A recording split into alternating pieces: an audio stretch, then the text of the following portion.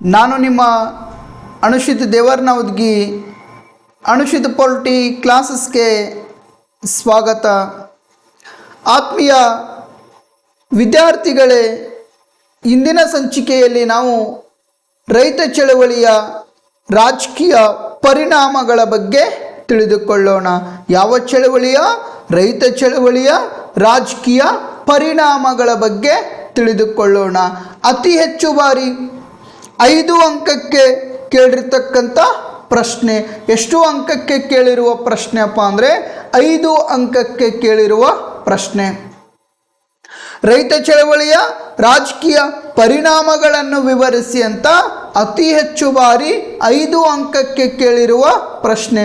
ಒಂದು ವೇಳೆ 10 ಅಂಕಕ್ಕೆ ಕೇಳಿದರೆ ಯಾವ ರೀತಿ ಕೇಳಲಾಗುತ್ತದಪ್ಪ ಅಂದರೆ ರೈತ ಚಳವಳಿಯ ಕಾರಣಗಳು ಮತ್ತು ಅವುಗಳ ರಾಜಕೀಯ ಪರಿಣಾಮಗಳನ್ನು ವಿವರಿಸಿ ಅಂತ 10 ಅಂಕಕ್ಕೆ ಕೇಳಬಹುದು.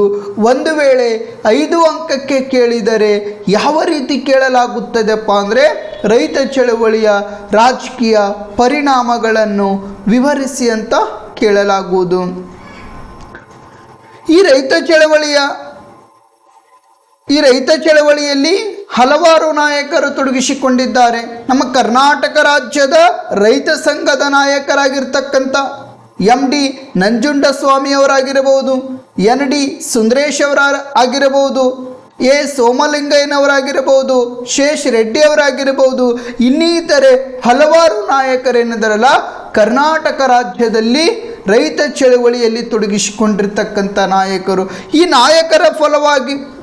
ನಾಯಕರ ಫಲವಾಗಿ ಕೆಲವೊಂದಿಷ್ಟು ಅಂದರೆ ಕೇಂದ್ರ ಸರ್ಕಾರ ಆಗಿರಬಹುದು ಮತ್ತು ರಾಜ್ಯ ಸರ್ಕಾರ ಏನೈತಲ್ಲ ಕೆಲವೊಂದಿಷ್ಟು ಯೋಜನೆಗಳನ್ನು ಜಾರಿಗೆ ತರಲಾಗಿದೆ.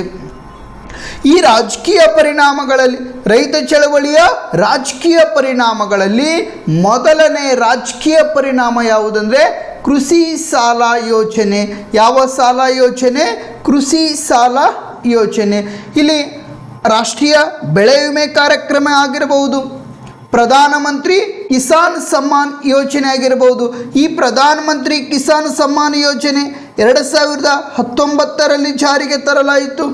ಸನ್ಮಾನ್ಯ ಶ್ರೀ ನರೇಂದ್ರ ಮೋದಿ ಅವರು ಏನಿದಾರಲ್ಲ, ನಮ್ಮ ನರೇಂದ್ರ ಮೋದಿ ಅವರು ರೈತರ ಬೆಳೆ ವಿಮೆಗಾಗಿ ಪ್ರಧಾನಮಂತ್ರಿ ಕಿಸಾನ್ ಸಮ್ಮಾನ್ ಯೋಜನೆಯನ್ನು ಜಾರಿಗೆ ತರಲಾಯಿತು. ಈ ಯೋಜನೆಯ ಮೂಲಕ ರೈತರಿಗೆ ಎಷ್ಟು ರೂಪಾಯಿಯನ್ನು ಕೊಡಲಾಗುತ್ತದೆಪ್ಪ ಅಂದ್ರೆ 6,000 ರೂಪಾಯಿಯನ್ನು ಕೊಡಲಾಗುತ್ತದೆ. ಎಷ್ಟು ಸಾವಿರ ರೂಪಾಯಿ? 6,000 ರೂಪಾಯಿ. ಬಟ್ 3 ಕಂತುಗಳಲ್ಲಿ ಏನಪ್ಪ ಅಂದ್ರೆ 2,000 ರೂಪಾಯಿ ಅಂತೇನಪ್ಪ ಅಂದ್ರೆ ನಮ್ಮ ರೈತರಿಗೆ ಒದಗಿಸಿಕೊಡುವಂಥ ಪ್ರಯತ್ನಗಳನ್ನು ಮಾಡ್ತಾರೆ. ಯಾವ ಯೋಜನೆಯ ಮೂಲಕಪ್ಪ ಅಂದರೆ ಪ್ರಧಾನಮಂತ್ರಿ ಕಿಸಾನ್ ಸಮ್ಮಾನ್ ಯೋಜನೆಯ ಮೂಲಕ. ಇನ್ನು ರಾಷ್ಟ್ರೀಯ ವಿಮೆ ಯೋಜನೆ ಆಗಿರಬಹುದು, ಪ್ರಾಥಮಿಕ ಭೂ ಅಭಿವೃದ್ಧಿ ಬ್ಯಾಂಕ್ ಆಗಿರಬಹುದು. ಈ ಎಲ್ಲ ಯೋಜನೆಗಳೇನಿದಾವಲ್ಲ ರೈತರ ಏಳಿಗೆಗಾಗಿ ಬಂದಿರತಕ್ಕಂಥ ಯೋಜನೆಗಳು. ಇನ್ನು ಎರಡನೇ ಯೋಜನೆಯನ್ನು ನೋಡುವುದಾದರೆ ರಾಷ್ಟ್ರೀಯ ಕೃಷಿ ಸಾಲ ಯೋಜನೆ. ಯಾವ ಯೋಜನೆ? ರಾಷ್ಟ್ರೀಯ ಕೃಷಿ ಸಾಲ ಯೋಜನೆ. ರಾಜಕೀಯ ಪರಿಣಾಮಗಳಲ್ಲಿ ರೈತ ಚಳವಳಿಯ ರಾಜಕೀಯ ಪರಿಣಾಮಗಳಲ್ಲಿ ಎರಡನೇ ರಾಜಕೀಯ ಪರಿಣಾಮ ಯಾವುದಂದರೆ ರಾಷ್ಟ್ರೀಯ ಕೃಷಿ ಸಾಲ ಯೋಜನೆ. ರಾಷ್ಟ್ರೀಯ ಅಭಿವೃದ್ಧಿ ಮಂಡಳಿ ಏನೈತಲ್ಲ, ಈ ರಾಷ್ಟ್ರೀಯ ಅಭಿವೃದ್ಧಿ ಮಂಡಳಿ ಕೃಷಿ ಅಭಿವೃದ್ಧಿಗಾಗಿ ಸಾಕಷ್ಟು ಕ್ರಮಗಳನ್ನು ತೆಗೆದುಕೊಳ್ಳಲಾಗಿದೆ. ಈ ರಾಷ್ಟ್ರೀಯ ಅಭಿವೃದ್ಧಿ ಮಂಡಳಿ ಏನೈತಲ್ಲ, ಈ ಅಭಿವೃದ್ಧಿ ಮಂಡಳಿ ಕೃಷಿ ಅಭಿವೃದ್ಧಿಗಾಗಿ ಮತ್ತು ನಮ್ಮ ರೈತ ವರ್ಗದವರ ಏಳಿಗೆಗಾಗಿ ಹಲವಾರು ಕಾರ್ಯಕ್ರಮಗಳಾಗಿರಬಹುದು, ಹಲವಾರು ಕ್ರಮಗಳನ್ನು ಕೈಗೊಳ್ಳಲಾಗಿದೆ. ಈ ರಾಷ್ಟ್ರೀಯ ಅಭಿವೃದ್ಧಿ ಮಂಡಳಿ 2007ರಲ್ಲಿ 2007ರಲ್ಲಿ ರಾಷ್ಟ್ರೀಯ ಕೃಷಿ ಯೋಜನೆಯನ್ನು ಹಮ್ಮಿಕೊಳ್ಳುವುದರ ಮೂಲಕ ರಾಷ್ಟ್ರೀಯ ಅಭಿವೃದ್ಧಿ ಮಂಡಳಿ ಏನೈತಲ್ಲ, ಈ ಅಭಿವೃದ್ಧಿ ಮಂಡಳಿ ಕೃಷಿಯ ಅಭಿವೃದ್ಧಿಗಾಗಿ 2007ರಲ್ಲಿ ರಾಷ್ಟ್ರೀಯ ಕೃಷಿ ಯೋಜನೆಯನ್ನು ಹಮ್ಮಿಕೊಳ್ಳುವುದರ ಮೂಲಕ ಕೃಷಿ ಉತ್ಪಾದನೆಯನ್ನು 4% ಹೆಚ್ಚಿಸುವಂಥ ಪ್ರಯತ್ನವನ್ನು ಹೊಂದಿತ್ತು. ಯಾವ ಯೋಜನೆಯ ಮೂಲಕಪ್ಪ ಅಂದರೆ 2007ರ ರಾಷ್ಟ್ರೀಯ ಕೃಷಿ ಯೋಜನೆ ಏನೈತಲ್ಲ, ಈ ಕೃಷಿ ಯೋಜನೆಯ ಮೂಲಕ ರಾಷ್ಟ್ರದ ಕೃಷಿ ಉತ್ಪಾದನೆಯನ್ನು 4% ಹೆಚ್ಚಿಸುವಂಥ ಪ್ರಯತ್ನವನ್ನು ಮಾಡಿತು. ಅಷ್ಟೇ ಅಲ್ಲದ ಸ್ನೇಹಿತರೆ, ಏಕರೂಪ ಕೃಷಿ ನೀತಿಯನ್ನು, ಯಾವ ರೂಪ? ಏಕರೂಪ ಕೃಷಿ ನೀತಿಯನ್ನು ಎಲ್ಲ ರಾಜ್ಯಗಳಲ್ಲಿ ಅಳವಡಿಸಿಕೊಳ್ಳುವುದು. ಭಾರತ ರಾಷ್ಟ್ರದಲ್ಲಿರ್ತಕ್ಕಂಥ ಈ ಒಕ್ಕೂಟ ಭಾರತದಲ್ಲಿರ್ತಕ್ಕಂಥ ರಾಜ್ಯಗಳೇನಿದಾವಲ್ಲ, ಈ ರಾಜ್ಯಗಳು ಈ ಕೃಷಿ ಅಂದರೆ ಏಕರೂಪ ಕೃಷಿ ನೀತಿಯನ್ನು ಅಳವಡಿಸಿಕೊಳ್ಳುವಂಥ ಪ್ರಯತ್ನವನ್ನು ಮಾಡಿಕೊಳ್ಬೇಕಂತ ಯಾವ ಯೋಜನೆಯನ್ನು ಹೇಳುತ್ತಪ್ಪ ಅಂದರೆ 2007ರ ರಾಷ್ಟ್ರೀಯ ಕೃಷಿ ಯೋಜನೆ. ಈ ರಾಷ್ಟ್ರೀಯ ಕೃಷಿ ಯೋಜನೆ ಉದ್ದೇಶ ಏನಾಗಿತ್ತು? ಕೃಷಿ ಉತ್ಪಾದನೆ ಏನೈತಲ್ಲ 4% ಹೆಚ್ಚಿಸುವುದರ ಜೊತೆಗೆ ರಾಷ್ಟ್ರದೊಳಗ ಏಕರೂಪ ಕೃಷಿ ನೀತಿಯನ್ನು ಅಳವಡಿಸಿಕೊಳ್ಳುವುದು. ಭಾರತ ರಾಷ್ಟ್ರದಲ್ಲಿರ್ತಕ್ಕಂಥ ಪ್ರಸ್ತುತ ಈಗ ಎಷ್ಟದಾವ? ಈಗ 28 ರಾಜ್ಯಗಳೇನಿದಾವಲ್ಲ, ಅಂದರೆ 2007ರಲ್ಲಿರ್ತಕ್ಕಂಥ ರಾಜ್ಯಗಳು ಈ ರಾಷ್ಟ್ರದೊಳಗ ಏಕರೂಪ ಕೃಷಿ ನೀತಿಯನ್ನು ಅಳವಡಿಸಿಕೊಳ್ಬೇಕಂತ ಈ ರಾಷ್ಟ್ರೀಯ ಕೃಷಿ ಯೋಜನೆ ಹೇಳಿತು. ಇಲ್ಲೇನಪ್ಪ ಅಂದರೆ ನಮೋ ಡ್ರೋನ್ ದೀದಿ ಯೋಜನೆ ಅಂತ ನಾನು ನೋಡಾಕತ್ತೀನಿ. ಈ ಫೋಟೋ ಒಳಗೆ ನಮ್ಮ ನರೇಂದ್ರ ಮೋದಿ ಅವರು ಅದಾರ. ಈ ಯೋಜನೆಯ ಹೆಸರೇನಪ್ಪ ಅಂದ್ರೆ ನಮೋ ಡ್ರೋನ್ ದೀದಿ ಯೋಜನೆ. ಯಾವ ಯೋಜನೆ?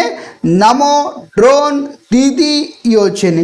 ಈ ಯೋಜನೆಯನ್ನು ನಮ್ಮ ನರೇಂದ್ರ ಮೋದಿಯವರು 2024 ನವೆಂಬರ್ ತಿಂಗಳಲ್ಲಿ ಜಾರಿಗೆ ತಂದರು.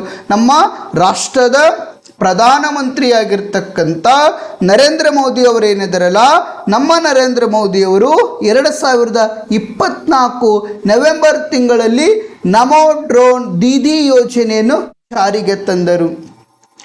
ಈ ಯೋಜನೆಯ ಮೂಲಕ ಮಹಿಳೆಯರು ಸ್ವಯಂ ಉದ್ಯೋಗಕ್ಕೆ ಅವಕಾಶವನ್ನು ಒದಗಿಸಿಕೊಟ್ಟರು. ಮಹಿಳೆಯರ ಏಳಿಗೆಗಾಗಿ, ಮಹಿಳೆಯರ ಸಬಲೀಕರಣಕ್ಕಾಗಿ ರಾಷ್ಟ್ರದ ಪ್ರಧಾನಮಂತ್ರಿಯಾಗಿರ್ತಕ್ಕಂಥ ಸನ್ಮಾನ್ಯ ಶ್ರೀ ನರೇಂದ್ರ ಮೋದಿ ಅವರೇನಿದಾರಲ್ಲ 2024 ನವೆಂಬರ್ ತಿಂಗಳಲ್ಲಿ ನಮೋ ಡ್ರೋನ್ ದೀದಿ ಯೋಜನೆಯನ್ನು ಜಾರಿಗೆ ತಂದರು. ಇಲ್ಲೇನಪ್ಪ ಅಂದ್ರೆ ಮಹಿಳೆಯರಿಗೆ ಡ್ರೋನ್ ಒದಗಿಸಿಕೊಡೋದು. ಈ ಡ್ರೋನ್ ಏನೈತಲ್ಲ, ಇದು ಏನು ಮಾಡ್ತೈತಪ್ಪ ಅಂದ್ರೆ ಬೆಳೆಗಳಿಗೆ ಔಷಧಿಯನ್ನು ಸಿಂಪಡಿಸ್ತೈತಿ. ಬೆಳೆಗಳಿಗೆ ಔಷಧಿಯನ್ನು, ಇವತ್ತು ತೊಗರಿ ಆಗಿರ್ಬೋದು, ನೆಕ್ಸ್ಟ್ ಏನಪ್ಪ ಅಂದರೆ ಕಬ್ಬು ಆಗಿರ್ಬೋದು. ಅಂದರೆ ಈ ಏನದಲ್ಲ, ಬೆಳೆಗಳಿಗೆ ರೋಗ ಬಿದ್ದಂಥ ಸಂದರ್ಭದಲ್ಲಿ, ಆ ರೋಗ ಬಿದ್ದಂಥ ಸಂದರ್ಭಗಳಲ್ಲಿ ಔಷಧಿಯನ್ನು ಸಿಂಪಡಿಸುವುದು ಯಾವುದ್ರ ಮೂಲಕಪ್ಪ ಅಂದರೆ ಈ ಡ್ರೋನ್ ಮೂಲಕ. ಅಷ್ಟೇ ಅಲ್ಲದ ಸ್ನೇಹಿತರೆ, ಈ ಮಹಿಳೆಯರಿಗೆ ಡ್ರೋನ್ ಒದಗಿಸಿಕೊಡುವುದರ ಜೊತೆಗೆ ಅವರಿಗೆ ಉಚಿತವಾಗಿ ತರಬೇತಿಯನ್ನು ಸಹಿತ ಕೊಡ್ತಿದ್ರು. ಅದು ಯಾವ ರೀತಿ ಬಳಕೆ ಮಾಡಿಕೊಳ್ಬೇಕು ಅನ್ನುವಂಥ ಪರಿಪೂರ್ಣವಾದಂಥ ಮಾಹಿತಿಯನ್ನು ಒದಗಿಸಿಕೊಡ್ತಿದ್ರು. ಈ ಡ್ರೋನ್ ಖರೀದಿ ಮಾಡಬೇಕಪ್ಪ ಅಂದ್ರೆ ಸುಮಾರು ಎಷ್ಟು ಲಕ್ಷ ರೂಪಾಯಿ ಹಣ ಖರ್ಚಾಗ್ತೈತಪ್ಪ ಅಂದರೆ ಸುಮಾರು 8 ಲಕ್ಷ ರೂಪಾಯಿ. ಎಷ್ಟು ಲಕ್ಷ ರೂಪಾಯಿ ಹಣ ಖರ್ಚಾಗ್ತೈತಿ? ಸುಮಾರು 8 ಲಕ್ಷ ರೂಪಾಯಿ ಹಣ ಖರ್ಚಾಗ್ತೈತಿ. ಮಹಿಳೆಯರು ಸ್ವಯಂ ಉದ್ಯೋಗಕ್ಕಾಗಿ, ಈ ಕೃಷಿಯಲ್ಲಿ ಮಹಿಳೆಯರು ಸದೃಢವಾಗಲುಗೋಸ್ಕರ, ಮಹಿಳೆಯರಿಗೋಸ್ಕರ ನಮೋ ಡ್ರೋನ್ ದೀದಿ ಯೋಜನೆಯನ್ನು ಜಾರಿಗೆ ತರಲಾಯಿತು. ಈ ಯೋಜನೆಯ ಮೂಲಕ ನಮ್ಮ ರಾಷ್ಟ್ರದಲ್ಲಿ ಮಹಿಳೆಯರಿಗೆ ಸ್ವಯಂ ಉದ್ಯೋಗದಲ್ಲಿ ಪಾಲ್ಗೊಳ್ಳ, ಸ್ವಯಂ ಉದ್ಯೋಗವನ್ನು ಪಡೆದುಕೊಳ್ಳೋಕೆ ಅವಕಾಶವನ್ನು ಕಲ್ಪಿಸಿಕೊಡ್ತು. ಅಷ್ಟೇ ಅಲ್ಲದೇನಪ್ಪ ಅಂದ್ರೆ ಈ ನಮೋ ಡ್ರೋನ್ ದೀದಿ ಯೋಜನೆ ಏನೈತಲ್ಲ, ಇದು ಏನಪ್ಪ ಅಂದ್ರೆ ಮಹಿಳೆಯರಿಗಾಗಿ ಜಾರಿಗೆ ತಂದಿರತಕ್ಕಂಥ ಯೋಜನೆ. ಸುಮಾರು ಇದಕ್ಕೆ ಎಷ್ಟು ರೂಪಾಯಿ ಹಣವನ್ನು ಖರ್ಚು ಮಾಡಲಾಗಿದೆಪ್ಪ ಅಂದ್ರೆ 1261 ಕೋಟಿ ರೂಪಾಯಿ. ಎಷ್ಟು ಕೋಟಿ ರೂಪಾಯಿ? 1261 ಕೋಟಿ ರೂಪಾಯಿ ಏನೈತಲ್ಲ, ಈ ನಮೋ ಡ್ರೋನ್ ದೀದಿ ಯೋಜನೆಗೆ ಹಣವನ್ನು ಖರ್ಚು ಮಾಡಲಾಗಿದೆ. ನೆಕ್ಸ್ಟ್ ನೋಡುವುದಾದರೆ ಸಾಲ ಮನ್ನಾ. ಈ ರೈತ ಚಳವಳಿಯ ರಾಜಕೀಯ ಪರಿಣಾಮಗಳಲ್ಲಿ 3ನೇ ಪರಿಣಾಮ ಯಾವುದಂದರೆ ಸಾಲ ಮನ್ನಾ. ರೈತರಿಗೆ ಯಾಕೆ ಸಾಲ ಮನ್ನಾ ಮಾಡಬೇಕು ನೋಡುವುದಾದರೆ, ರೈತರು ನಿರೀಕ್ಷೆಗೆ ತಕ್ಕಂತೆ ಬೆಳೆ ಬಾರದಿದ್ದಾಗ ರೈತರೇನಿದಾರಲ್ಲ, ಆ ರೈತರು ನಿರೀಕ್ಷೆಗೆ ತಕ್ಕಂತೆ ಬೆಳೆ ಬಾರದಿದ್ದಾಗ ರೈತರು ತಾವು ಮಾಡಿರುವಂಥ ಸಾಲವನ್ನು ತೀರಿಸಲಾರದೆ ಅಸಮರ್ಥರಾಗುತ್ತಾರೆ. ರೈತರು ಬೆಳೆಯನ್ನು ಬೆಳೆದಂಥ ಸಂದರ್ಭದಲ್ಲಿ ಕೆಲವೊಂದಿಷ್ಟು ರೋಗಗಳ ಬಿದ್ದೇನು ರೈತರು ಬೆಳೆದಿರತಕ್ಕಂಥ ಬೆಳೆ ನಾಶವಾಗಿ ಹೋಗ್ತಾವೆ. ಅಷ್ಟೇ ಅಲ್ಲದೇನಪ್ಪ ಅಂದ್ರೆ ರೈತರಿಗೆ ಮುಂಗಾರು ಮಳೆ ಸರಿಯಾದ ಸಮಯಕ್ಕೆ ಆಗದೆ ಹೋದರೆ ರೈತರು ಸಂಕಷ್ಟಕ್ಕೆ ಈಡಾಗುವಂಥ ಪರಿಸ್ಥಿತಿ ನೋಡ್ಕೊಳ್ಬಹುದು. ಈ ರೈತರಿಗೆ ಅಷ್ಟೇ ಅಲ್ಲದೇನಪ್ಪ ಅಂದ್ರೆ ಒಂದು ವೇಳೆ ಮಳೆನೂ ಸರಿಯಾಗಿ ಬಂದೈತಿ, ಬೆಳೆನೂ ಸರಿಯಾಗಿ ಬಂದೈತಿ, ಮಧ್ಯವರ್ತಿಗಳ ಹಾವಳಿಯಿಂದ ಅಥವಾ ದಲ್ಲಾಳಿಗಳಿಂದ ಏನಪ್ಪ ಅಂದರೆ APMCಯಲ್ಲಿ ರೈತರಿಗೆ ನಿರೀಕ್ಷೆಗೆ ತಕ್ಕಂತೆ ಏನಪ್ಪ ಅಂದ್ರೆ ಆ ಬೆಳೆದಿರ್ತಕ್ಕಂಥ ಬೆಳೆಗೆ ಹಣವನ್ನು ಬರದೆ ಹೋದರೆ ಅಂತಹ ಸಂದರ್ಭದಲ್ಲಿ ರೈತರು ಮಾಡಿರ್ತಕ್ಕಂಥ ಸಾಲವನ್ನು ತೀರಿಸಲಾಗದೆ ರೈತರೇನಾಗ್ತಾರಪ್ಪ ಅಂದರೆ ಅಸಮರ್ಥರಾಗ್ತಾರೆ ಅಥವಾ ತಮ್ಮ ಆತ್ಮಹತ್ಯೆಗೆ ಒಳಗಾಗ್ತಾರೆ. ಕೇಂದ್ರ ಸರ್ಕಾರ ಮತ್ತು ರಾಜ್ಯ ಸರ್ಕಾರ, ನಮ್ಮ ಕೇಂದ್ರ ಸರ್ಕಾರ ನರೇಂದ್ರ ಮೋದಿ ನೇತೃತ್ವದ ಕೇಂದ್ರ ಸರ್ಕಾರ ಏನೈತಲ್ಲ, ನಮ್ಮ ರಾಜ್ಯದೊಳಗಿರ್ತಕ್ಕಂಥ ಸಿದ್ದರಾಮಯ್ಯನವರ ನೇತೃತ್ವದ ಕೇಂದ್ರ ಸರ್ಕಾರ ಏನೈತಲ್ಲ, ಸಾಲ ಮನ್ನಾ ಯೋಜನೆಗಳನ್ನು ಹಮ್ಮಿಕೊಳ್ಳುವುದರ ಮೂಲಕ ರೈತರ ಆತ್ಮಹತ್ಯೆಗಳನ್ನು ತಡೆಗಟ್ಟುವಂಥ ಪ್ರಯತ್ನಗಳನ್ನು ಮಾಡಿಕೊಳ್ಬೋದು. 2013ರಲ್ಲಿ ರಾಜ್ಯದ ಮುಖ್ಯಮಂತ್ರಿಯಾಗಿ ಅಧಿಕಾರವನ್ನು ವಹಿಸಿಕೊಂಡಂಥ ನಾಯಕರು ಸಿದ್ದರಾಮಯ್ಯನವರು ಮುಖ್ಯಮಂತ್ರಿ ಆದಂಥ ಸಂದರ್ಭದಲ್ಲಿ ಸತತ 3 ವರ್ಷಗಳ ಕಾಲ, ಸತತ 3 ವರ್ಷಗಳ ಕಾಲ ಬರಗಾಲ ಬಿದ್ದಂಥ ಸಂದರ್ಭದಲ್ಲಿ ರೈತರು ಸಂಕಷ್ಟಕ್ಕೆ ಈಡಾಗಿದ್ದರು. ಆ ಸಂದರ್ಭದಲ್ಲಿ ನಮ್ಮ ಸಿದ್ದರಾಮಯ್ಯನವರು ಏನು ಮಾಡ್ಕೊಂಡ್ರು ಅಂದರೆ ರೈತರ ಸಾಲ ಮನ್ನಾ ಮಾಡುವಂಥ ಪ್ರಯತ್ನವನ್ನು ಮಾಡಿದರು. ರೈತರ ಆತ್ಮಹತ್ಯೆಯನ್ನು ತಡೆಗಟ್ಟಲುಗೋಸ್ಕರ 3 ವರ್ಷಗಳ ಕಾಲ ಏನು ಸತತ ಬರಗಾಲ ಬಿದ್ದಿತ್ತಲ್ಲ, ಬರಗಾಲ ಬಿದ್ದಂಥ ಸಂದರ್ಭದಲ್ಲಿ ರೈತರು ಸಂಕಷ್ಟಕ್ಕೆ ಈಡಾಗಿದ್ದರು. ಆ ರೈತರೇನು ಸಂಕಷ್ಟಕ್ಕೆ ಈಡಾಗಿದ್ದರಲ್ಲ, ಸಂಕಷ್ಟದಿಂದ ಹೊರಬರಲುಗೋಸ್ಕರ, ರೈತರ ಆತ್ಮಹತ್ಯೆಗಳನ್ನು ತಡೆಗಟ್ಟಲುಗೋಸ್ಕರ ಸನ್ಮಾನ್ಯ ಶ್ರೀ ಸಿದ್ದರಾಮಯ್ಯನವರು ನಮ್ಮ ರೈತರ ಸಾಲ ಮನ್ನಾ ಮಾಡುವಂಥ ಪ್ರಯತ್ನಗಳನ್ನು ಮಾಡಿಕೊಂಡ್ರು. ಅಷ್ಟೇ ಅಲ್ಲದೆ ಸ್ನೇಹಿತರೆ, ಕುಮಾರಸ್ವಾಮಿಯವರು ಏನಿದ್ರಲ್ಲ 2018ರಲ್ಲಿ ಮುಖ್ಯಮಂತ್ರಿ ಆದಂಥ ಸಂದರ್ಭದಲ್ಲಿ 2018ರಲ್ಲಿ ಮುಖ್ಯಮಂತ್ರಿ ಆದಂಥ ಸಂದರ್ಭದಲ್ಲಿ ಸಹಿತ ಕುಮಾರಸ್ವಾಮಿಯವರು ಸಹಿತ ಸಾಲ ಮನ್ನಾ ಮಾಡುವಂಥ ಪ್ರಯತ್ನವನ್ನು ಮಾಡಿದರು. ಅಷ್ಟೇ ಅಲ್ಲದೆ ಸ್ನೇಹಿತರೆ, ನಮ್ಮ ಸನ್ಮಾನ್ಯ ಶ್ರೀ ಯಡಿಯೂರಪ್ಪನವರು ಮುಖ್ಯಮಂತ್ರಿ ಆದಂಥ ಸಂದರ್ಭದಲ್ಲಿ ರೈತರ ಏಳಿಗೆಗಾಗಿ, ರೈತರ ಉದ್ಧಾರಕ್ಕಾಗಿ ಕೃಷಿ ಬಜೆಟನ್ನು ಮಂಡನೆ ಮಾಡಿದರು. ನಮ್ಮ ಯಡಿಯೂರಪ್ಪನವರು ರೈತರ ಏಳಿಗೆಗಾಗಿ, ಕೃಷಿಕರ ಅಭಿವೃದ್ಧಿಗಾಗಿ ಯಡಿಯೂರಪ್ಪನವರು ಪ್ರತ್ಯೇಕ ಕೃಷಿ ಬಜೆಟ್ ಮಂಡನೆ ಮಾಡುವಂಥ ಪ್ರಯತ್ನಗಳನ್ನು ಮಾಡಿಕೊಂಡ್ರು. ಈ ರೀತಿ ಮಾಡುವುದರಿಂದ ಏನಪ್ಪ ಅಂದ್ರೆ ರೈತರಿಗೆ ಅವಕಾಶಗಳನ್ನು ಕೊಟ್ಟಂಗಾಗ್ತೈತಿ. ರೈತರು ಮಾಡಿರ್ತಕ್ಕಂಥ ಸಾಲ ಮನ್ನಾ ಮಾಡುವುದರಿಂದ ಅವರಿಗೆ ರೈತರು ಮಾಡಿರ್ತಕ್ಕಂಥ ಸಾಲ ಏನೈತಲ್ಲ ಅದನ್ನು ಮನ್ನಾ ಮಾಡುವುದರಿಂದ ರೈತರ ಆತ್ಮಹತ್ಯೆಗಳನ್ನು ತಡೆಗಟ್ಟಬಹುದು. ನಮ್ಮ ರಾಷ್ಟ್ರದ ಈಗ ಪ್ರಸ್ತುತ ನಮ್ಮ ರಾಜ್ಯದ ಮುಖ್ಯಮಂತ್ರಿ ಯಾರು? ಸಿದ್ದರಾಮಯ್ಯನವರು. 2015ರಲ್ಲಿ ಇವರೇ ಮುಖ್ಯಮಂತ್ರಿಯಾಗಿದ್ದರು. 2015ರಲ್ಲಿ ಸಹಿತ ಸಿದ್ದರಾಮಯ್ಯನವರು ಈ ರಾಜ್ಯದ ಮುಖ್ಯಮಂತ್ರಿಯಾಗಿದ್ದರು. ಯಾವ ರೈತ ಆತ್ಮಹತ್ಯೆ ಮಾಡಿಕೊಂಡಿರುತ್ತಾನೋ, ಇವತ್ತ ಸಾಲದ ಕೊರತೆಯಿಂದಾಗಿರಬಹುದು ಅಥವಾ ರೈತರು ನಿರೀಕ್ಷೆಗೆ ತಕ್ಕಂತೆ ಬೆಳೆ ಬಾರದಿದ್ದಾಗ ರೈತರು ಸಂಕಷ್ಟಕ್ಕೆ ಒಳಗಾಗಿ ರೈತರು ಆತ್ಮಹತ್ಯೆ ಮಾಡಿಕೊಂಡಾಗ ಅಂತಹ ರೈತರಿಗೆ 5 ಲಕ್ಷ ರೂಪಾಯಿ ಪರಿಹಾರ ಧನವನ್ನು ಘೋಷಿಸಿದರು. ಎಷ್ಟು ಲಕ್ಷ ರೂಪಾಯಿ? 5 ಲಕ್ಷ ರೂಪಾಯಿ ಪರಿಹಾರ ಧನವನ್ನು ಘೋಷಿಸಿದರು. ಯಾರಪ್ಪ ಅಂದರೆ ಸನ್ಮಾನ್ಯ ಶ್ರೀ ಸಿದ್ದರಾಮಯ್ಯನವರು. ಯಾವಾಗ ಘೋಷಣೆ ಮಾಡಿದರು ಅಂದರೆ 2015ರಲ್ಲಿ. ಯಾವುದಾದರೂ ರೈತ ಸಂಕಷ್ಟಕ್ಕೆ ಈಡಾಗಿ ಆತ್ಮಹತ್ಯೆ ಮಾಡಿಕೊಂಡರೆ ಅಂತಹ ರೈತನಿಗೆ ಸರ್ಕಾರದಿಂದ 5 ಲಕ್ಷ ರೂಪಾಯಿಯ ಘೋಷಣೆಯನ್ನು ಮಾಡಿದರು. ಅಷ್ಟೇ ಅಲ್ಲದೆ ಸ್ನೇಹಿತರೆ, ರೈತರ ಆತ್ಮಹತ್ಯೆ ಮಾಡಿಕೊಂಡಿರ್ತಕ್ಕಂಥ ರೈತನ ಸಂಗಾತಿಗೆ ಆತನ ಹೆಂಡತಿಗೆ ಏನಪ್ಪ ಅಂದರೆ ತಿಂಗಳಿಗೆ 2,000 ರೂಪಾಯಿ ಮಾಸಿಕ ವೇತನವನ್ನು ಒದಗಿಸಿಕೊಟ್ರು. ರೈತರು ಆತ್ಮಹತ್ಯೆ ಮಾಡಿಕೊಂಡರೆ ಅಂತಹ ರೈತರ ಆತ್ಮಹತ್ಯೆಗೆ ಪರಿಹಾರಧನ ಎಷ್ಟು ಕೊಟ್ಟರು? 5 ಲಕ್ಷ ರೂಪಾಯಿ. ಆ ರೈತನ ಹೆಂಡತಿಗೆ ಮಾಸಿಕ ಅಂದರೆ ತಿಂಗಳಿಗೆ ಎಷ್ಟು ಪರಿಹಾರ ಅಂದರೆ ತಿಂಗಳಿಗೆ ಎಷ್ಟು ವೇತನವನ್ನು ಕೊಡಲಾಗಿತ್ತಪ್ಪ ಅಂದರೆ 2,000 ರೂಪಾಯಿ ವೇತನವನ್ನು ಕೊಡುವುದಾಗಿ ಸಿದ್ದರಾಮಯ್ಯನವರು ಘೋಷಣೆ ಮಾಡಿದರು. ಅಷ್ಟೇ ಅಲ್ಲದೆ ರೈತರು ಮಕ್ಕಳಿದ್ದರೆ ಅವರಿಗೆ ಸ್ನಾತಕೋತ್ತರ ಪದವಿಯವರೆಗೆ ಉಚಿತವಾದಂಥ ಶಿಕ್ಷಣವನ್ನು ಕೊಡುವುದಾಗಿ ಯಾರು ಹೇಳಿಕೆ ಕೊಟ್ಟರಪ್ಪ ಅಂದರೆ ಸನ್ಮಾನ್ಯ ಸಿದ್ದರಾಮಯ್ಯನವರು. ನಾವು 2023ರಲ್ಲಿ ನಾವು ನೋಡುವುದಾದರೆ ರೈತರ ಆತ್ಮಹತ್ಯೆ ಅಂದರೆ ಏನಪ್ಪ ಅಂದರೆ ಈ 2023ರಲ್ಲಿ ರೈತರಿಗೆ ಕರಾಳ ವರ್ಷ ಅಂತ ಹೇಳ್ಬೋದು. ನಾವು 2023ರ ವರ್ಷ ಏನೈತಲ್ಲ ಈ 2023ರ ವರ್ಷ ರೈತರ ಕರಾಳ ವರ್ಷ ಅಂತ ಹೇಳ್ಬೋದು. ಈ 2023ರಲ್ಲಿ ಸುಮಾರು 450ಕ್ಕಿಂತ ಹೆಚ್ಚು ನಮ್ಮ ರಾಜ್ಯದೊಳಗೆ ಮರಣ ಹೊಂದಿದ್ದರು. ಸುಮಾರು 450ಕ್ಕಿಂತ ಹೆಚ್ಚು ರೈತರೇನಪ್ಪ ಅಂದ್ರೆ ಮರಣ ಹೊಂದಿದ್ದರು. ಇವತ್ತು ಕೇಂದ್ರ ಸರ್ಕಾರ ಆಗಿರಬಹುದು, ರಾಜ್ಯ ಸರ್ಕಾರ ಆಗಿರಬಹುದು, ರೈತರ ಆತ್ಮಹತ್ಯೆಗಳನ್ನು ತಡೆಗಟ್ಟಲಿಗೋಸ್ಕರ ರೈತರಿಗೇನಪ್ಪ ಅಂದ್ರೆ ಅವರಿಗೆ ಪರಿಹಾರ ಧನವನ್ನು ಒದಗಿಸಿಕೊಡ್ತಾರೆ. ರೈತರ ಆತ್ಮಹತ್ಯೆ ಮಾಡಿಕೊಂಡರೆ ಎಷ್ಟು ರೂಪಾಯಿ ಒದಗಿಸಿಕೊಡ್ತಾರೆ?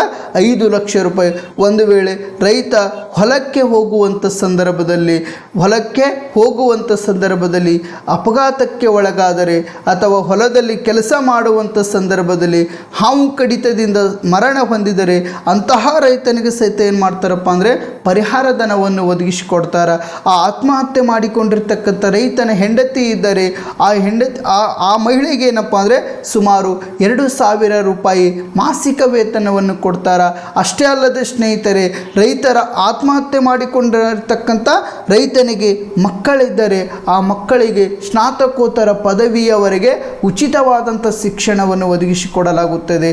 ಈ ರೀತಿ ಮಾಡುವುದರಿಂದ ಅಂದರೆ ಇಷ್ಟು ಎಲ್ಲ ಯೋಚನೆಗಳನ್ನು ಜಾರಿಗೆ ತರಲಾಗಿದೆ. ನಮ್ಮ ರೈತ ವರ್ಗದವರು ಸರಿಯಾದ ರೀತಿಯಲ್ಲಿ ಅವರು ಜೀವನವನ್ನು ನಡೆಸಬೇಕಾದ್ರೆ, ಸುಖಕರವಾದಂಥ ಜೀವನವನ್ನು ನಡೆಸಬೇಕಾದ್ರೆ ಮತ್ತೇನಪ್ಪ ಅಂದರೆ ನಮ್ಮ ರೈತ ವರ್ಗದವರಿಗೆ ಅವ್ರಿಗೇನು ಕೊಡಬೇಕು? ಮೊದಲಪ್ಪ ಅಂದ್ರೆ ಸರಿಯಾದ ರೀತಿಯಲ್ಲಿ ನೀರು ಒದಗಿಸಿಕೊಡ್ಬೇಕು. ಸರಿಯಾದ ರೀತಿಯಲ್ಲಿ ನೀರು ಒದಗಿಸಿಕೊಡ್ಬೇಕು. ಮತ್ತೇನು ಒದಗಿಸಿಕೊಡ್ಬೇಕು? ಕರೆಂಟ್ ಒದಗಿಸಿಕೊಡ್ಬೇಕು.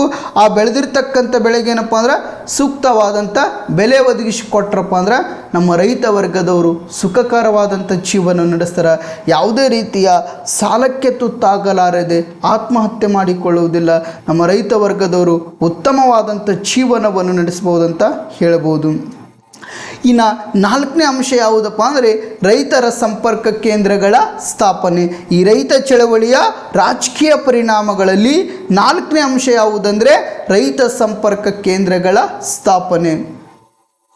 ರೈತರಿಗೆ ಉತ್ತಮವಾಗಿರ್ತಕ್ಕಂಥ ಬೀಜಗಳನ್ನು ಒದಗಿಸಿಕೊಡಲಿಗೋಸ್ಕರ, ರೈತರಿಗೆ ರಸಗೊಬ್ಬರಗಳನ್ನು ಒದಗಿಸಿಕೊಡಲಿಗೋಸ್ಕರ ಮತ್ತು ಕ್ರಿಮಿ ಕೀಟನಾಶಕಗಳನ್ನು ಒದಗಿಸಿಕೊಡಲಿಗೋಸ್ಕರ ರೈತ ಸಂಪರ್ಕ ಕೇಂದ್ರಗಳನ್ನು ನಮ್ಮ ರಾಜ್ಯ ಸರ್ಕಾರ ಹೋಬಳಿ ಮಟ್ಟದಲ್ಲಿ ಸ್ಥಾಪನೆ ಮಾಡಲಾಗಿದೆ.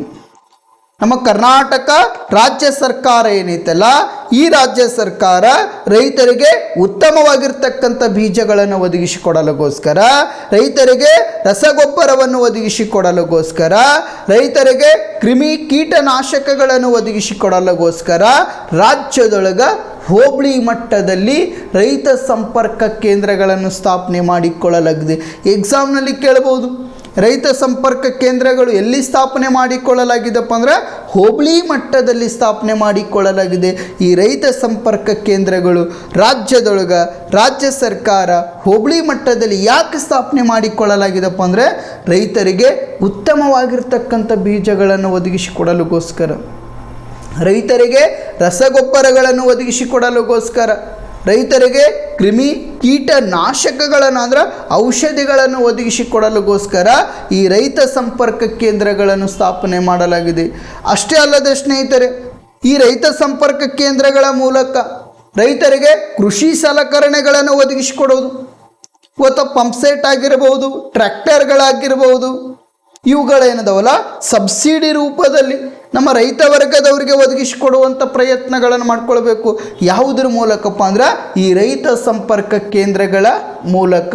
ರೈತ ಸಂಪರ್ಕ ಕೇಂದ್ರಗಳ ಮೂಲಕ ಕೃಷಿ ಸಲಕರಣೆಗಳಂದ್ರೆ ಟ್ರ್ಯಾಕ್ಟರ್ಗಳಾಗಿರ್ಬೋದು, ಪಂಪ್ಸೆಟ್ಗಳಾಗಿರ್ಬೋದು, ಇನ್ನಿತರೆ ಹಲವಾರು ರೈತರಿಗೆ ಕೆಲವೊಂದಿಷ್ಟು ಕೃಷಿ ಸಲಕರಣೆಗಳೇನಿದಾವಲ್ಲ ಅವುಗಳನ್ನು ಒದಗಿಸಿಕೊಡುವಂಥ ಪ್ರಯತ್ನಗಳು ನಮ್ಮ ರಾಜ್ಯ ಸರ್ಕಾರ ರೈತ ಸಂಪರ್ಕ ಕೇಂದ್ರಗಳ ಮೂಲಕ ಮಾಡಿಕೊಳ್ತೈತಿ. ಅಷ್ಟೇ ಅಲ್ಲದೆ ಕೃಷಿಗೆ ಸಂಬಂಧಿಸಿದಂಥ ಮಾಹಿತಿಗಳನ್ನು ಸಹಿತ ಒದಗಿಸಿಕೊಡ್ತೈತಿ. ರೈತ ಸಂಪರ್ಕ ಕೇಂದ್ರಗಳೇನಿದಾವಲ್ಲ ಈ ರೈತ ಸಂಪರ್ಕ ಕೇಂದ್ರಗಳು ಕೃಷಿಗೆ ಸಂಬಂಧಿಸಿದಂಥ ಮಾಹಿತಿಗಳನ್ನು ಒದಗಿಸಿಕೊಡ್ತೈತಿ. ಇವತ್ತು ಯಾವ ಮಣ್ಣಲ್ಲಿ ಯಾವ ಬೆಳೆ ಬೆಳಿಬೇಕು, ಯಾವ ರೀತಿ ಬೆಳೆ ಬೆಳಿಬೇಕು, ಅದಕ್ಕೆ ಯಾವ ರೀತಿ ಔಷಧಿಯನ್ನು ಸಿಂಪಡಿಸಬೇಕು, ಯಾವ ರೀತಿ ರಸಗೊಬ್ಬರವನ್ನು ಚೆಲ್ಲಬೇಕು, ಯಾವ ರಸಗೊಬ್ಬರವನ್ನು ಚೆಲ್ಲಬೇಕು, ಯಾವ ಔಷಧಿಯನ್ನು ಸಿಂಪಡಿಸಬೇಕು, ಈ ಎಲ್ಲ ಮಾಹಿತಿಗಳನ್ನು ನಾವು ಎಲ್ಲಿ ಕಂಡುಕೊಳ್ಬೋದು, ಎಲ್ಲಿ ತಿಳಿದುಕೊಳ್ಬೋದಪ್ಪ ಅಂದರೆ ಈ ಕೃಷಿ ಸಂಪರ್ಕ ಕೇಂದ್ರದಲ್ಲಿ ತಿಳಿದುಕೊಳ್ಬೋದು. ನಮ್ಮ ಭೂಮಿ ಒಳಗೆ ಯಾವ ಬೆಳೆ ಬೆಳೆದರೂ ಸೂಕ್ತ ಅಂದರೆ ಯಾವ ಬೆಳೆ ಬೆಳಿಬಹುದು, ಮತ್ತೇನಪ್ಪ ಅಂದ್ರೆ ಆ ಬೆಳೆದಿರ್ತಕ್ಕಂಥ ಯಾವ ಬೆಳೆ ಬೆಳಿಬಹುದು ಅನ್ನುವಂಥ ಮಾಹಿತಿ ಕೊಡ್ತಾರೆ. ನೆಕ್ಸ್ಟ್ ಯಾವ ಬೀಜವನ್ನು ಬಿತ್ತನೆ ಮಾಡಬೇಕನ್ನುವಂಥ ಮಾಹಿತಿ ಕೊಡ್ತಾರೆ. ಅಷ್ಟೇ ಅಲ್ಲದೆ ಸ್ನೇಹಿತರೆ, ಆ ಬಂದಿರತಕ್ಕಂಥ ಬೆಳೆ ಏನೈತಲ್ಲ ಅದಕ್ಕೆ ರೋಗವನ್ನು ಬಿದ್ದಂಥ ಸಂದರ್ಭದಲ್ಲಿ ಅದಕ್ಕೆ ಯಾವ ಔಷಧಿಯನ್ನು ಹೊಡಿಬೇಕು, ಅದಕ್ಕೆ ಯಾವ ರೀತಿ ರಸಗೊಬ್ಬರವನ್ನು ಚೆಲ್ಲಬೇಕು. ಅಷ್ಟೇ ಅಲ್ಲದೆ ಸ್ನೇಹಿತರೆ, ಇನ್ನಿತರೆ ಹಲವಾರು ಮಾಹಿತಿಗಳನ್ನು ನಾವು ಎಲ್ಲಿ ಕಂಡುಕೊಳ್ಬೋದಪ್ಪ ಅಂದರೆ ಈ ರೈತರ ಸಂಪರ್ಕ ಕೇಂದ್ರಗಳೇನೈತಲ್ಲ ಈ ರೈತರ ಸಂಪರ್ಕ ಕೇಂದ್ರಗಳಲ್ಲಿ ಕಂಡುಕೊಳ್ಬೋದು. ಈ ರೈತ ಸಂಪರ್ಕ ಕೇಂದ್ರಗಳು ಯಾರು ಸ್ಥಾಪನೆ ಮಾಡ್ಕೊಂಡಾರ? ರಾಜ್ಯ ಸರ್ಕಾರ ಸ್ಥಾಪನೆ ಮಾಡ್ಕೊಂಡೈತಿ. ಎಲ್ಲಿ ಸ್ಥಾಪನೆ ಮಾಡ್ಕೊಂಡೈತಪ್ಪ ಅಂದರೆ ಹೋಬಳಿ ಮಟ್ಟದಲ್ಲಿ ಸ್ಥಾಪನೆ ಮಾಡಿಕೊಳ್ಳಲಾಗಿದೆ. ಯಾಕಪ್ಪ ಅಂದರೆ ರೈತರಿಗೆ ಉತ್ತಮವಾಗಿರ್ತಕ್ಕಂಥ ಬೀಜಗಳನ್ನು ಒದಗಿಸಿಕೊಡಲಿಗೋಸ್ಕರ, ರೈತರಿಗೆ ರಸಗೊಬ್ಬರವನ್ನು ಒದಗಿಸಿಕೊಡಲಿಗೋಸ್ಕರ, ರೈತರಿಗೆ ಔಷಧಿಗಳನ್ನು ಒದಗಿಸಿಕೊಡಲಿಗೋಸ್ಕರ, ಕಡಿಮೆ ದರದಲ್ಲಿ ರೈತರಿಗೆ ಸಂಬಂಧಪಟ್ಟಿರ್ತಕ್ಕಂಥ ಕೃಷಿ ಸಲಕರಣೆಗಳನ್ನು ಒದಗಿಸಿಕೊಡಲಿಗೋಸ್ಕರ, ಅಷ್ಟೇ ಅಲ್ಲದೆ ಸ್ನೇಹಿತರೆ ಕೃಷಿಗೆ ಸಂಬಂಧಿಸಿದಂಥ ಮಾಹಿತಿಗಳನ್ನು ಒದಗಿಸಿಕೊಡಲಿಗೋಸ್ಕರ ಈ ರೈತ ಸಂಪರ್ಕ ಕೇಂದ್ರಗಳನ್ನು ಸ್ಥಾಪನೆ ಮಾಡಿಕೊಳ್ಳಲಾಗಿದೆ. ಇನ್ನು 5ನೇ ಅಂಶ ಯಾವುದಂದರೆ ಪಶು ವೈದ್ಯಕೀಯ ಸೇವೆ. ಯಾವ ವೈದ್ಯಕೀಯ ಸೇವೆ? ಪಶು ವೈದ್ಯಕೀಯ ಸೇವೆ. ಸರ್ಕಾರಗಳು ಕೃಷಿ ಜೊತೆಯಲ್ಲಿಯೇ ಪಶು ಸಂಪತ್ತಿನ ಉಳಿವಿಗಾಗಿ ಪಶು ವೈದ್ಯಕೀಯ ಸೇವೆಗೆ ಹೆಚ್ಚಿನ ಪ್ರಾಶಸ್ತ್ಯ ನೀಡುತ್ತಿದೆ. ನಮ್ಮ ಕೇಂದ್ರ ಸರ್ಕಾರ ಆಗಿರಬಹುದು ಮತ್ತು ರಾಜ್ಯ ಸರ್ಕಾರ ಆಗಿರಬಹುದು ಪಶು ಸಂಪತ್ತಿನ ಉಳಿವಿಗಾಗಿ ಕೃಷಿ ಜೊತೆಯಲ್ಲಿಯೇ ಈ ಪಶು ವೈದ್ಯಕೀಯ ಸೇವೆಗೆ ಹೆಚ್ಚಿನ ಪ್ರಾಶಸ್ತ್ಯವನ್ನು ಕೊಡುತ್ತಿದೆ. ಇವತ್ತು ಹೈನುಗಾರಿಕೆ ಆಗಿರಬಹುದು, ಕೋಳಿ ಸಾಗಾಣಿಕೆ ಆಗಿರಬಹುದು, ಕುರಿ ಸಾಗಾಣಿಕೆ ಆಗಿರಬಹುದು, ಎತ್ತು ಸಾಗಾಣಿಕೆ ಆಗಿರಬಹುದು, ಎಮ್ಮೆ ಸಾಗಾಣಿಕೆ ಆಗಿರಬಹುದು, ಹಸು ಸಾಗಾಣಿಕೆ ಆಗಿರಬಹುದು, ಇನ್ನಿತರ ಕೆಲವೊಂದಿಷ್ಟು ಪಶು ವೈದ್ಯಕೀಯ ಕ್ಷೇತ್ರಕ್ಕೆ ಹೆಚ್ಚಿನ ಪ್ರಾಶಸ್ತ್ಯ ನಮ್ಮ ಕೇಂದ್ರ ಸರ್ಕಾರ ಆಗಿರಬಹುದು ಮತ್ತು ರಾಜ್ಯ ಸರ್ಕಾರ ನೀಡುತ್ತಿದೆ. ಕಿಸಾನ್ ಕ್ರೆಡಿಟ್ ಯೋಜನೆ ಏನೈತಲ್ಲ ಈ ಕಿಸಾನ್ ಕ್ರೆಡಿಟ್ ಯೋಜನೆಯ ಮೂಲಕ, ಯಾವ ಯೋಜನೆಯ ಮೂಲಕ? ಈ ಕಿಸಾನ್ ಕ್ರೆಡಿಟ್ ಯೋಜನೆ ಏನೈತಲ್ಲ ಈ ಕಿಸಾನ್ ಕ್ರೆಡಿಟ್ ಯೋಜನೆಯ ಮೂಲಕ ನಮ್ಮ ಈ ಕಿಸಾನ್ ಕ್ರೆಡಿಟ್ ಯೋಜನೆ ಏನೈತಲ್ಲ ಈ ಯೋಜನೆಯ ಮೂಲಕ ಹೈನುಗಾರಿಕೆಗೆ ಪ್ರೋತ್ಸಾಹ ನೀಡಲಾಗಿದೆ. ನೆಕ್ಸ್ಟ್ ಏನಪ್ಪ ಅಂದರೆ ಕೋಳಿ ಸಾಗಾಣಿಕೆಗೆ ಪ್ರೋತ್ಸಾಹ ನೀಡಲಾಗಿದೆ. ನೆಕ್ಸ್ಟ್ ಕುರಿ ಸಾಗಾಣಿಕೆಗೆ ಪ್ರೋತ್ಸಾಹ ನೀಡಲಾಗಿದೆ. ನೆಕ್ಸ್ಟ್ ಎಮ್ಮೆ ಸಾಗಾಣಿಕೆಗೆ ಪ್ರೋತ್ಸಾಹ ನೀಡಲಾಗಿದೆ.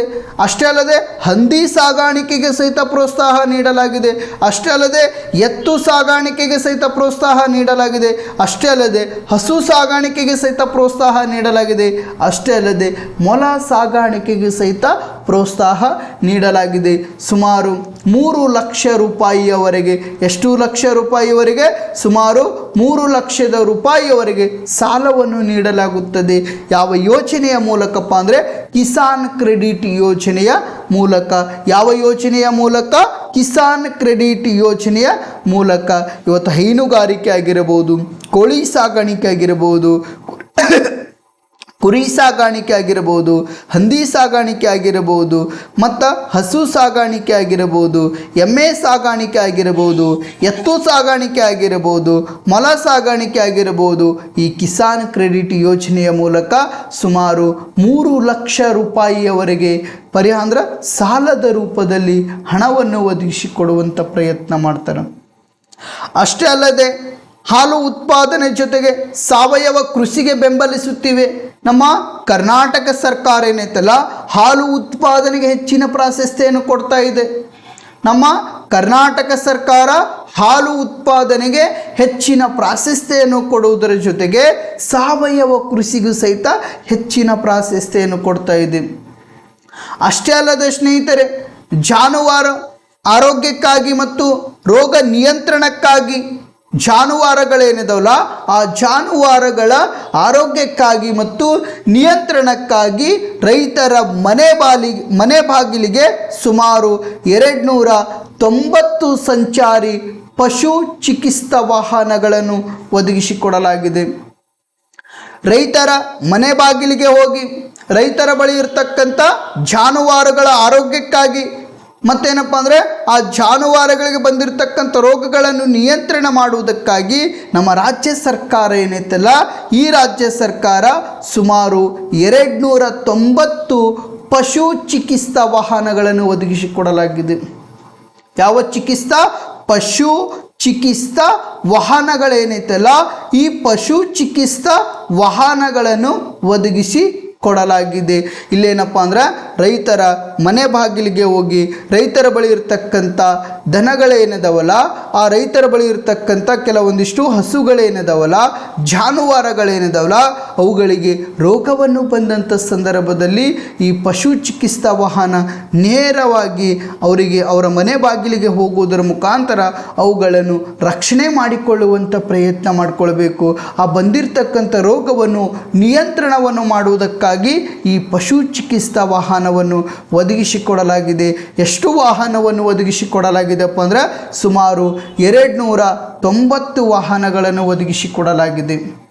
ನಮ್ಮ ರಾಜ್ಯದೊಳಗಿರ್ತಕ್ಕಂಥ ಪಶು ವೈದ್ಯಕೀಯ ಕ್ಷೇತ್ರವನ್ನು ಇನ್ನಷ್ಟು ಉನ್ನತೀಕರಣಗೊಳಿಸಲುಗೋಸ್ಕರ ಈ ನಮ್ಮ ರಾಜ್ಯ ಸರ್ಕಾರ ಪಶು ವೈದ್ಯಕೀಯ ಕ್ಷೇತ್ರಕ್ಕೆ ಹೆಚ್ಚಿನ ಪ್ರಾಶಸ್ತ್ಯ ಕೊಡ್ತಾ ಇದೆ. ಇವತ್ತು ಹೈನುಗಾರಿಕೆಗೆ ಸಹಿತ ಪ್ರಾಶಸ್ತ್ಯ ಕೊಡ್ತಾ ಇದೆ, ಕೋಳಿ ಸಾಗಾಣಿಕೆಗೆ ಸಹಿತ ಪ್ರಾಶಸ್ತ್ಯ ಕೊಡ್ತಾ ಇದೆ, ಕುರಿ ಸಾಗಾಣಿಕೆಗೆ ಸಹಿತ ಪ್ರಾಶಸ್ತ್ಯ ಕೊಡ್ತಾ ಇದೆ, ಇನ್ನಿತರೆ ಹಲವಾರು ಸಾಗಾಣಿಕೆಗೆ ಪ್ರಾಶಸ್ತ್ಯ ಕೊಡೋದ್ರ ಜೊತೆಗೆ ನೆಕ್ಸ್ಟ್ ಏನಪ್ಪ ಅಂದರೆ ಸಾವಯವ ಕೃಷಿಗೆ ಸಹಿತ ಹೆಚ್ಚಿನ ಪ್ರಾಶಸ್ತ್ಯಗಳನ್ನು ಕೊಡ್ತಾ ಇದೆ.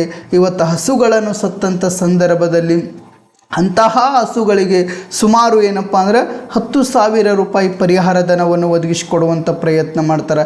ಇನ್ನು ಕುರಿಗಳನ್ನು ಸತ್ತಂಥ ಸಂದರ್ಭದಲ್ಲಿ ಸುಮಾರು 5,000 ರೂಪಾಯಿ ಪರಿಹಾರ ಧನವನ್ನು ಒದಗಿಸಿಕೊಡುವಂಥ ಪ್ರಯತ್ನಗಳನ್ನು ನಮ್ಮ ರಾಜ್ಯ ಸರ್ಕಾರ ಮಾಡಿಕೊಳ್ಳುತ್ತಿದೆ.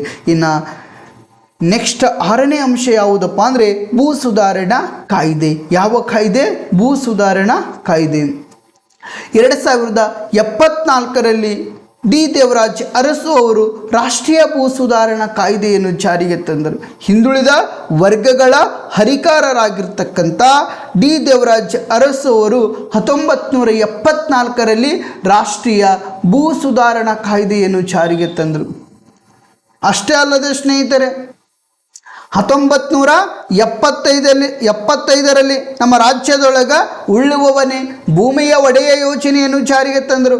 1974ರಲ್ಲಿ ಡಿ ದೇವರಾಜ್ ಅರಸು ಅವರು ರಾಷ್ಟ್ರೀಯ ಭೂ ಸುಧಾರಣಾ ಕಾಯ್ದೆಯನ್ನು ಜಾರಿಗೆ ತರುವುದರ ಜೊತೆಗೆ 1975ರಲ್ಲಿ ಉಳುವವನೇ ಭೂಮಿಯ ಒಡೆಯ ಯೋಜನೆಯನ್ನು ನಮ್ಮ ರಾಜ್ಯದಲ್ಲಿ ಪರಿಪೂರ್ಣವಾಗಿ ಜಾರಿಗೆಗೊಳಿಸಿದರು.